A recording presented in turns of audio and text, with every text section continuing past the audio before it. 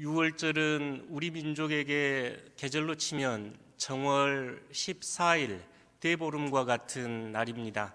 오늘 복음이 펼쳐지는 날은 그러니 정월 대보름 이틀 전 밤입니다. 그날은 아마 달이 매우 밝았던 것 같습니다.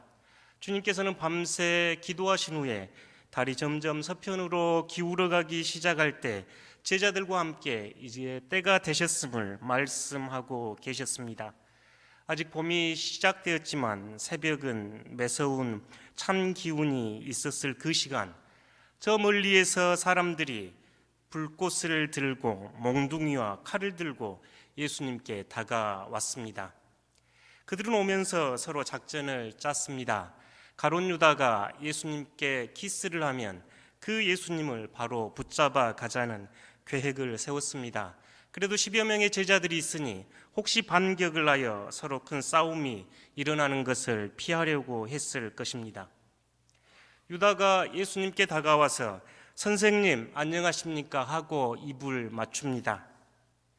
예수님께서는 유다에게 무엇하러 왔소 하고 이야기할 때 그중 한 제자는 예수님을 지키기 위해서 칼을 뽑아들어 그 대제사장 종의 귀를 잘라버립니다. 그리고 제자들은 아마 예수님이 그 자리를 피하게 하시고 싶었을 겁니다. 그런데 예수님의 반응은 영판 달랐습니다. 오히려 그 종의 귀를 들어서 귀에 붙여주고 제자들에게 이야기합니다. 칼을 쓰는 자, 칼로 흥한 자는 칼로 망합니다. 제가 오늘 밤 하나님께 기도하였다면 12군단의 천사들을 보내어 이들을 제압했을 겁니다. 그러나 이는 하나님의 뜻이 아닙니다. 성경을 이루기 위해서 싸우면 안 됩니다. 그리고 자신을 잡으러 왔던 저 무리들을 향하여 이야기합니다. 여러분은 나를 강도 잡으려는 듯 오셨군요. 저는 낮에도 예루살렘 성전에 있었고 왜 그때 잡지 않고 이 시간에 저를 잡으러 오셨습니까? 이 또한 성경을 이루려 하는 것입니다. 예수님께서 저항하지 않고 순수하게 그 제사장들이 보낸 병사들에게 끌려가시기로 작정하시는 것을 보고 예수님의 제자들은 힘이 빠졌습니다. 두려웠습니다. 한 사람이 도망가기 시작하자 끝내 버리지 않겠다고 했던 베드로도 도망치기 시작했습니다. 어떤 젊은이는 이 자리에 있다가 홑 이불 같은 것을 둘러쓰고 있다가 잡히자 함께 도망가면서 알몸으로 도망을 치기도 했습니다. 오늘 복음 안에서 여러분은 어떤 여러분을 발견하시고 복음 안에 예수님은 어떤 분이신가요? 먼저 마가복음 14장 43절 46절에 있는 유다의 모습을 주목해 보고 싶습니다. 함께 읽겠습니다.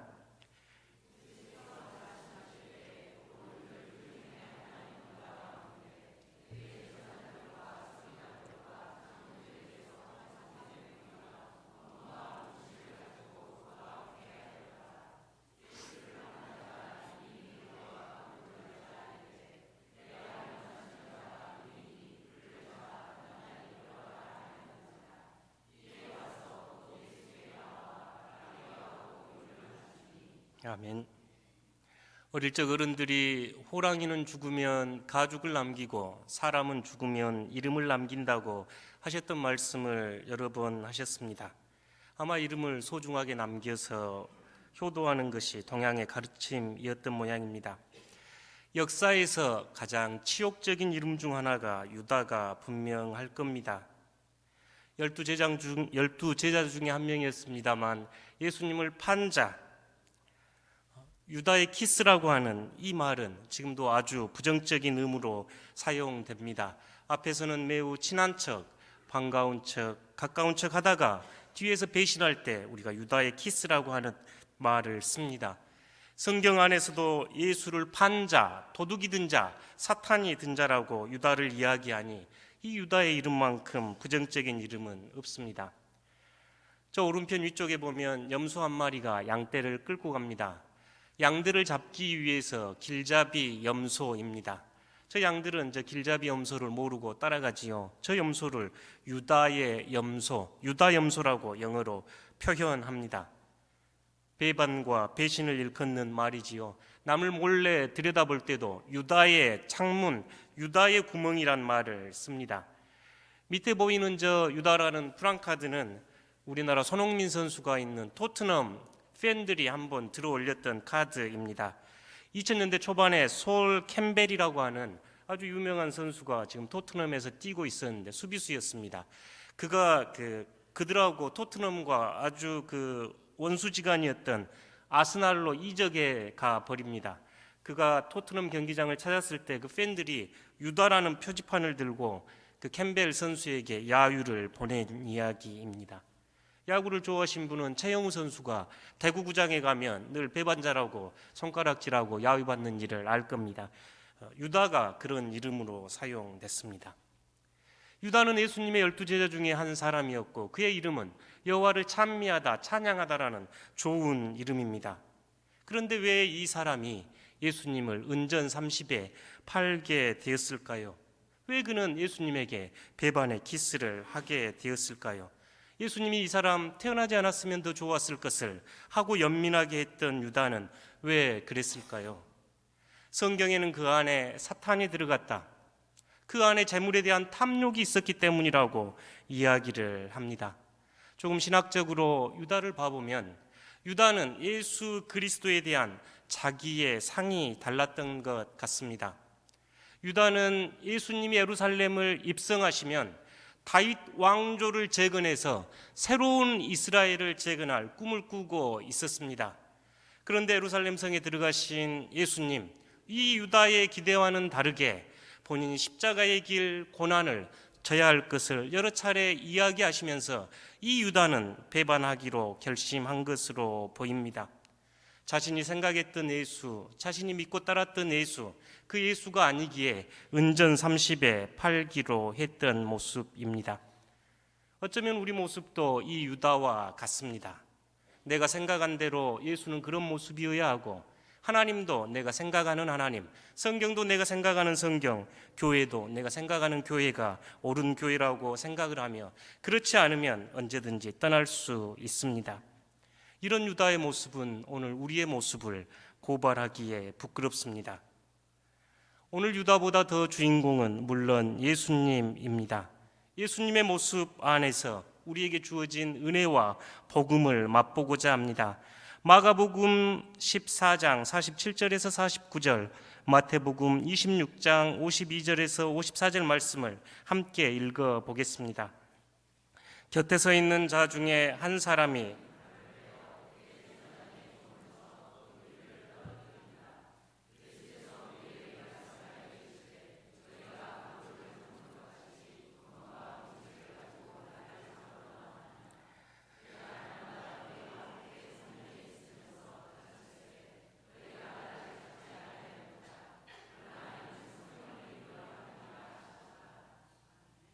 마태복음 26장 52절에서 54절 함께 읽겠습니다.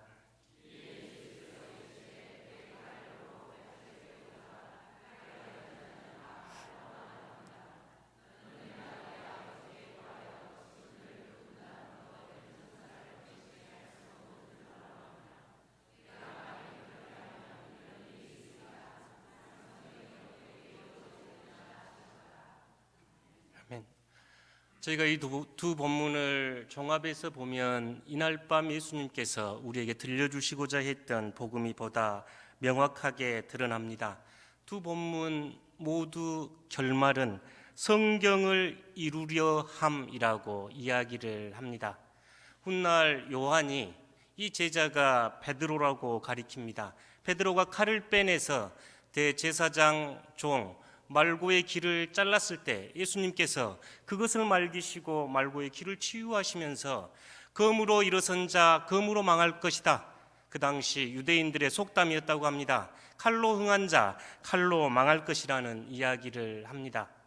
예수님께서 이들에게 저항할 힘이 없어서, 그들의 예수님께 능력이 없어서 순순하게 끌려가는 것이 아니고 예수님께서는 무저항, 비폭력, 평화의 길을 선택하시는 것이 성경의 가르침이라고 말씀하고 계십니다.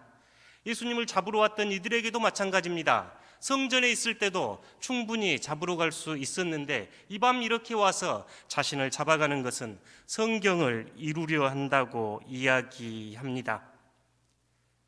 오늘 밤 예수님께서 잡히시는 이 밤 제자들에게 말씀하시는 이 모습은 십자가의 길을 이해하는데, 십자가를 이해하는데 핵심적인 비폭력, 무저항, 평화의 길을 예수님이 보여주고 있습니다. 성경 전편에는 이 평화 사상이 핵심적으로 흘러가고 있고 이 평화가 꽃피운 곳이 바로 십자가입니다. 성경이 이 평화를 얼마나 강조하는지 몇 곳을 살펴보도록 하겠습니다. 구약성경 민수기 6장 24절에서 26절입니다. 함께 읽겠습니다.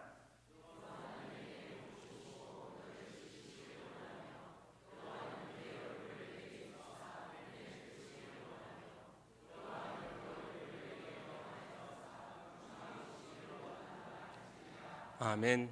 이곳에 쓰인 평강이 평화를 의미하는 샬롬입니다. 지금도 근동지방에 가면 대부분의 나라 인사말이 샬롬입니다. 평화를 빕니다. 평화의 인사를 그들이 나눕니다.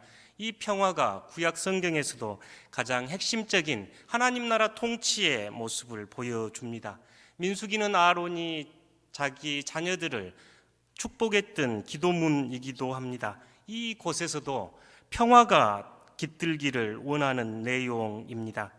보다 구체적으로 예수님은 평화에 대해서 말씀하십니다. 산상수훈으로 가보겠습니다. 마태복음 5장 9절입니다. 함께 읽겠습니다.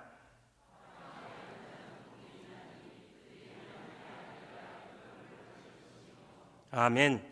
화평하게 하는 자, 평화를 일구는 자, 평화를 세워가는 자, 그들은 하나님께 복 있습니다. 하나님의 아들이라 일컬음을 받을 것입니다. 산상수훈에서 팔복을 선포하시면서 여러 가지 복을 선포하시지만 그 중에서도 하나님의 아들은 평화를 일구는 자에게 주어진 복이었습니다. 예수님께서 하나님의 사랑받는 자라는 음성을 세례받을 때 들으셨던 것처럼 평화를 일구어가는 사람, 평화를 위해 애쓰고 수고하는 사람은 하나님의 자녀라는 큰 복을 얻을 것입니다. 그렇다면 이 평화를 어떻게 실천해야 합니까? 마태복음 5장 38절에서 그 이하를 함께 읽어보겠습니다. 또 눈은 눈으로 이는 이로 갚으라 하였다는 것을 너희가 들었으나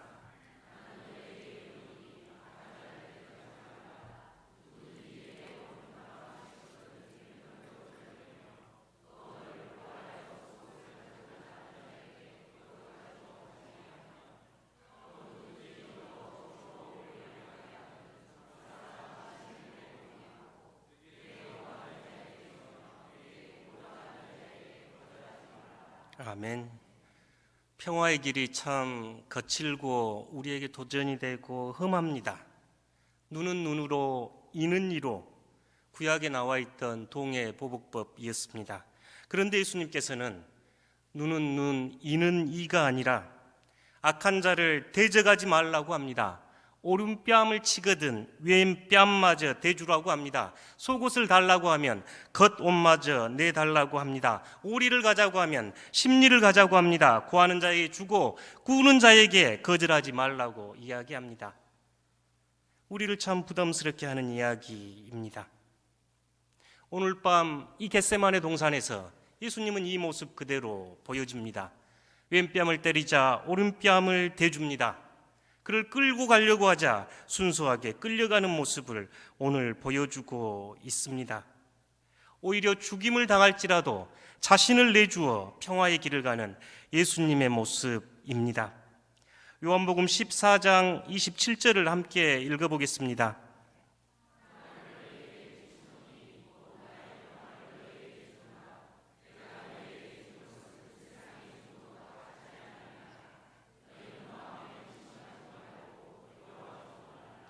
아멘. 예수님이 이 길 가시기 전에 드렸던 기도의 한 부분입니다.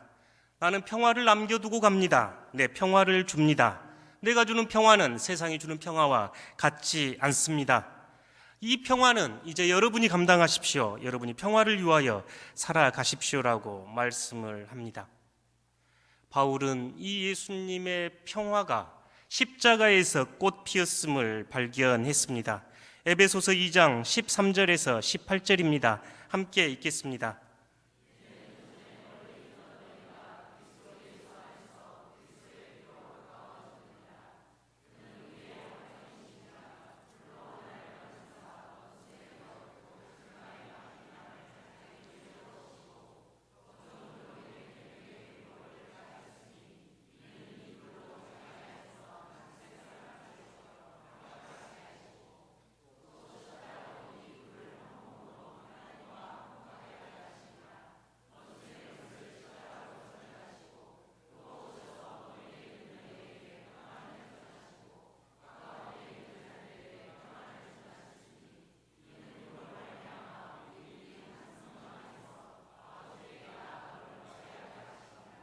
아멘.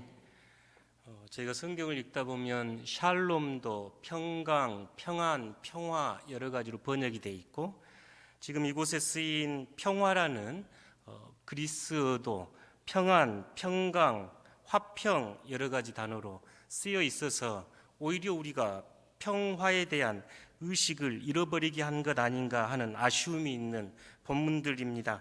그래서 영어로 가로로 피스라고 평화라는 의미를 내놓았습니다. 바울은 그리스도의 십자가 안에서 나와 다른 이가, 나와 타자가 평화를 이루어 한 몸 이루는 것을 에베소서에서 이야기합니다. 우리는 서로 남남처럼 원수진 사람처럼 갈등져서 미워하고 분노하고 싸웠던 사람인데, 예수 그리스도께서 오셔서 우리 둘을 한 사람으로 만들었습니다. 이것이 평화입니다 라고 이야기합니다. 그래서 우리가 한 사람이 돼서 하나님 앞에 나아가는 평화를 얻었습니다, 이렇게 이야기합니다. 여러분, 평화는 성경 전편에 흐르는 성경의 가르침이며 예수님의 핵심적인 사상이 바로 평화입니다. 이 평화에 대한 이해 없이 십자가를 바라보는 것은 십자가를 한낱 장식품과 우상으로 이해하는 것에 불과합니다. 이 평화의 길이 십자가의 길이었고 예수님께서 오늘 우리를 초대하는 길입니다. 여러분, 1층 로비에 혹시 평화라고 하는 족자가 걸려 있는데 보셨는지 모르겠습니다. 저기 임실에서 치즈마을을 일구셨던 심상봉 목사님입니다. 일찍 그는 농촌으로 들어가셔서 농촌 전도와 그 농촌에 사는 분들을 잘 살아가실 수 있도록 치즈 사업을 시작하셨던 목사님이셨습니다. 아버지가 한학자셔서 한문을 잘 배워서 한문을 많이 쓰시기도 하셨고 가르치시기도 하셨습니다. 오래전에 저에게 저 평화라는 족자를 선물해 주시기도 하셨고, 최근에 다시 보내주셔서 다시 한번 저 글자를 바라봅니다. 오른쪽에 있는 평자 한번 봐보십시오. 두 이자 밑으로 중심에 십자가가 길게 내려져 있는 것처럼 그렇습니다. 양쪽에 점들이 빠지면 방패, 간자입니다. 방패는 전쟁 무기입니다. 그 전쟁 무기에 예수 그리스도의 십자가의 양손이 박혀 있을 때 평화, 샬롬이 이루어진다고 저에게 설명해 주셨습니다. 화자도 마찬가지입니다. 벼화자의 입구, 농사를 잘 지어서 먹는 것이 평화라고 해석하기도 하는데, 이 목사님께서는 저 화자의 위쪽에 휘어짐은 창끝을 휘는 것, 창끝을 휘어 말하는 것이 평화의 의미라고 가르쳐 주었습니다. 방패와 창이 평화의 도구로 바뀌는 것, 예수 그리스도의 십자가에서 이루어진 복음의 사건이라고 힘주어서 저희에게 가르쳐 주셨습니다. 이는 미가서에서 나오는 이야기하고 똑같습니다. 그 칼을 쳐서 쟁기에 보습을 만들고 창을 쳐서 낫을 만들어라. 성경의 전편에는 이렇게 우리에게 평화를 초대하고 있습니다. 인도 독립의 아버지였던 간디도 이 예수님의 산상수훈에서 평화 사상을 배웠다고 이야기합니다. 마틴 루터 킹 주니어 목사가 그 흑인 해방 운동을 할 때도 비폭력, 무저항, 평화의 길을 선택하였기에 노벨 평화상을 받기도 했습니다. 얼마 전 지난 3.1운동 정신 또한 예수 그리스도께서 보여주셨던 비폭력, 무저항, 평화의 길이라고 우리는 알고 있습니다. 그런데 우리는 어떻습니까? 제가 중학교 때 1년 선배는 하나님과 동기 동창이다 하면서 1년 선배들에게 머리를 박기도 하고 그랬던 기억이 납니다. 또 남자들은 군대 가보시면 경험했습니다. 한 달만 군대 빨리 와도 군기 잡는 일이 다반사입니다. 저는 우리 때만 그런 줄 알았습니다. 기숙사 생활을 하는 제 아이를 보니 1년 선배들에게 폴더 인사를 합니다. 손을 가지런히 배꼽에 모으고 90도로 인사를 합니다. 1년 선배가 무서운 모양입니다. 그러지 않으면 폭력을 쓰기도 하고 돈을 빼앗기도 하고 왕따를 시키기도 한답니다. 우리 중학생들만 그러지요? 우리 어른들은 그러지 않습니다. 아닙니다. 우리 어른들은 더 비굴하고 더 비열하게 폭력을 사용합니다. 자신에게 조그만 쥐만 있으면 그것이 권력인 양 행사하기 일쑤입니다. 조금만 돈만 주어지면 그 부를 이용해서 명예가 주어지면 그 명예를 이용하여 갑질을 행사합니다. 여성들에 대한 성폭력이 일반적으로 들려지고 조그만 힘이라도 있다고 생각하면 그것을 부정적으로 사용하기를 주저하지 않는 그 의미가 어떤 것인지도 모르는 우리들을 부끄럽게 만드는 현실입니다. 물리적으로만 그렇습니까? SNS나 댓글 등을 통하여 언어폭력, 인격 살해 등은 얼마나 심각합니까? 하노이 회담이 결렬되어 마음이 아팠습니다. 트럼프가 회담 후에 기자들과 기자회견을 하면서 나누었던 질문이 더 마음이 아팠습니다. 채널 A 기자라고 자신을 소개한 이는 북한 지도자가 언제 또 회담장에 나와 필요한 조치를 취할지 알 수 없다고 했다. 대북 제재를 더 강화해 북한이 더 신속하게 움직이도록 압박할 생각이 있냐고 물었을 때 이 트럼프 대통령은 답하고 싶지 않다. 지금도 굉장히 강력한 제재가 있는 상황에서 더 필요하다고 생각하지 않는다. 그 다음에 그 트럼프가 했던 이야기입니다. 북한 주민들도 생계를 이어가야 한다. 북한 주민도 살아야 한다. 이렇게 이야기하는데 남한의 기자는 더 강력하게 목줄을 지어서 생명을 끊으라고 요구합니다. 얼마나 폭력적입니까? 왜 우리는 교회 안에서도 평화에 민감하지 않고 평화를 의식하지 못하고 살아갑니까? 왜 평화에 무감각하고 오히려 전쟁과 폭력을 지지하고 옹호를 합니까? 마치 베드로처럼 칼을 빼서 휘둘러야 직성이 풀립니까? 가만히 보면 우리 모두 가룟 유다 같아서 그렇습니다. 내 생각, 내 중심에 사로잡혀 예수를 따르는 것 아닌가 싶습니다. 자신이 생각하는 메시아가 아니면, 내가 생각하는 하나님이 아니면 언제든지 뒤에서 칼을 꽂을 수 있습니다. 성경이 말하는 예수님, 성경이 말하는 하나님에 관심이 없습니다. 교회도 내가 생각하는 대로 되어야 합니다.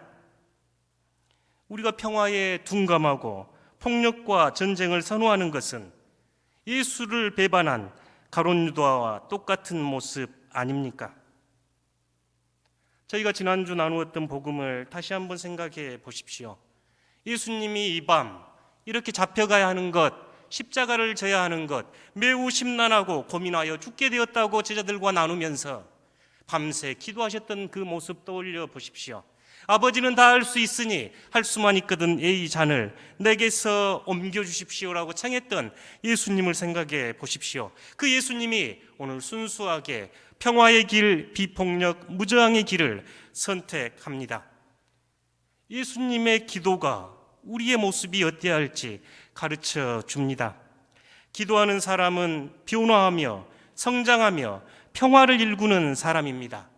기도하는 사람에게 환난이나 고난이 찾아오지 않는 것이 아니라 그 환난, 그 아픔을 당하여도 기꺼이 평화의 길을 선택하기로 하는 사람입니다. 기도하는 사람은 무자비한 폭력과 무력 앞에서 아버지의 뜻을 구하며 비폭력, 무저항, 평화의 길을 걷는 사람입니다. 작은 일에도 자존심 상하고 상처 있고 마음의 분노를 품고 살아가는 우리들에게 예수님께서는 깨어 기도하십시오. 기도할 때 평화의 길을 갈 수 있습니다라고 이 겟세마나에서 가르쳐 줍니다.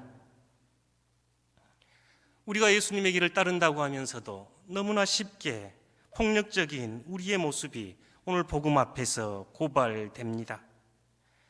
우리 안에 있는 폭력을 뿌리 뽑아야 합니다. 우리 안에 상처를 준 이들을 용서하고 쓰라림과 앙심은 놓아버리고 서로 화해하고 하나님의 영이 자유롭게 우리 사이를 운행하시도록 자신을 열어두어야 합니다. 사랑하는 성도 여러분, 여러분은 오늘 비폭력, 무저항, 평화의 길을 가시겠습니까? 아니면 가룟 유다처럼 베드로처럼 예수님을 배반하고 칼을 휘두르시겠습니까? 평화의 길을 선택하십시오. 평화의 길을 가십시오. 여러분에게 주님이 주신 평화가 함께하기를 축복합니다. 모두 함께 일어나셔서 결단의 찬송을 함께 부르겠습니다. 프란체스코 성인이 쓴 평화의 기도를 함께 찬양하겠습니다.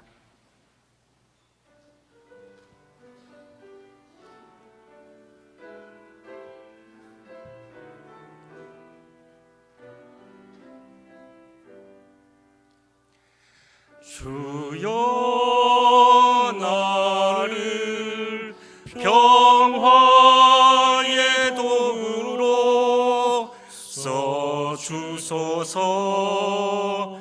미움 있는 곳에 사랑을, 상처가 있는 곳에 용서를, 분열이 있는 곳에 일치를, 의혹이 있는 곳에 믿음을 심게 하소서. 주여 나를 평화의 도구로, 주여 나를 평화의 도구로 써주소서.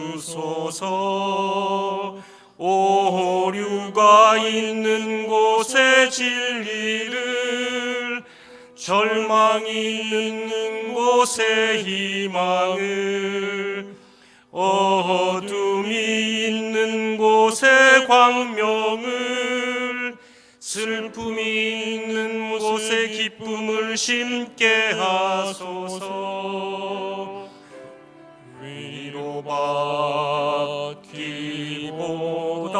위로받기보다는 위로하고,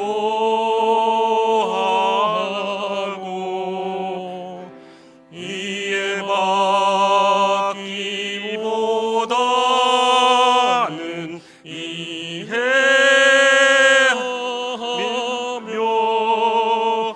사랑받기보다는 사랑하며,